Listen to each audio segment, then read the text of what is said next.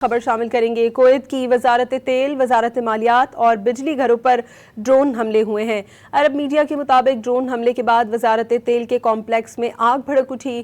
ہنگامی حالات کے پیش نظر عمارت کو خالی کرا لیا گیا ہے۔ ادھر بحرین کی سرکاری پیٹرولیم کمپنی بھی ایرانی ڈرون حملے کا نشانہ بن گئی۔ ایندھن کے ٹینک پر حملے کے بعد تیل تنصیبات میں آگ بھڑک اٹھی ہے۔ بحرینی حکام نے دعویٰ کیا ہے کہ واقعے میں کوئی جانی نقصان نہیں ہوا۔ ایرانی میڈیا نے حملے کی ویڈیو بھی جاری کر دی ہے۔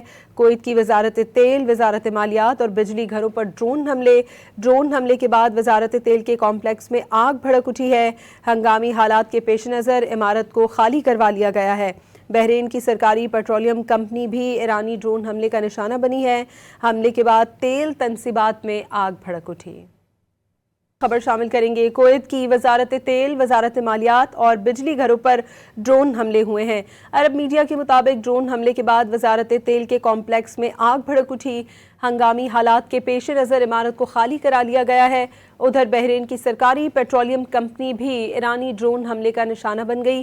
ایندھن کے ٹینک پر حملے کے بعد تیل تنصیبات میں آگ بھڑک اٹھی ہے۔ بحرینی حکام نے دعویٰ کیا ہے کہ واقعے میں کوئی جانی نقصان نہیں ہوا۔ ایرانی میڈیا نے حملے کی ویڈیو بھی جاری کر دی ہے۔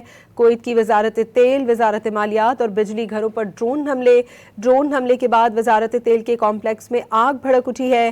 ہنگامی حالات کے پیش نظر عمارت کو خالی کروا لیا گیا ہے۔ بحرین کی سرکاری پیٹرولیم کمپنی بھی ایرانی ڈرون حملے کا نشانہ بنی ہے۔ حملے کے بعد تیل تنصیبات میں آگ بھڑک اٹھی۔